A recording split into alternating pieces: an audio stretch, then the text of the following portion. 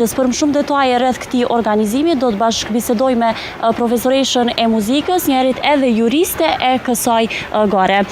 Faleminderit shumë për kohën. A na u prezantohesh fillimisht? Përshëndetje, jam profesoreshë e muzikës Arbenita Hasani.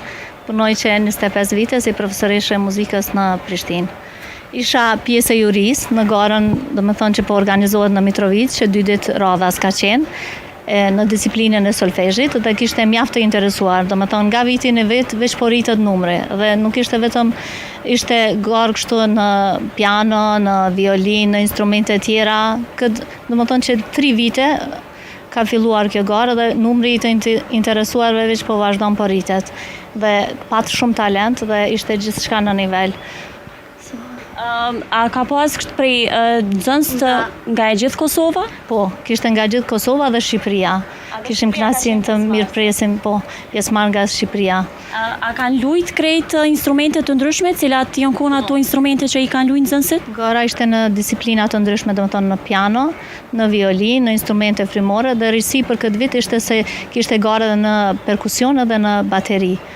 E qartë. A ka pas ndonjë qytet që ka fituar apo çush ka qenë kjo pjesa e organizimit? Dje ishte edhe nota finale në fund, ku morën pjesë gjithë ata që i kanë marrë nga 100 pikë, dhe në fund edhe e fituan edhe 2 çmimin Grand Prix që e ndajtën 2 nxënës nga Kosova. Kush e ka fituar këtë çmim? Ishte Sara Ramadani dhe Elir Hajrizi në violinë, ndërsa Sara në piano. Prej cilit qytet kanë ardhur ata? Ishin nga Prishtina. Nga Prishtina. Po, por pat nga gjithë Kosova dhe Shqipëria, pjesëmarrës.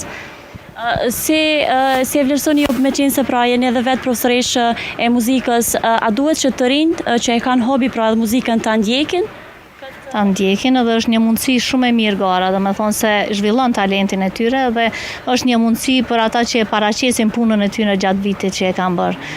Dhe dhe me thonë muzika klasike gjithnjë ma shumë po shprehin interesim të rinjët.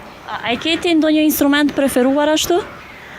Secili e ka veçantinë e vet. Unë e kam pianon, instrument preferuar po jam profesoreshë e solfegjës, që zhvillojnë, domethënë, veshjen e brendshëm, intonimin nxënësit. Është në bazë, po. Pse pikërisht pianon? Çka ka diçka të veçantë pianos që ty të bën që ti kënaqesh të e lujt atë instrument? Sepse unë shkollën e ulët kam qenë në piano, tani kam vazhduar gjithmonë me piano dhe jam lidh. Është një instrument që e zaventon gjithë orkestrën, për këtë arsye. E qartë. Pra, piano është instrumenti që ka interesim më të madh prej të rinjve për me lujt? Po, më së shumti shprehin interesim në piano, sa zakonisht. Por secili e ka bukurinë e vet, secili instrument.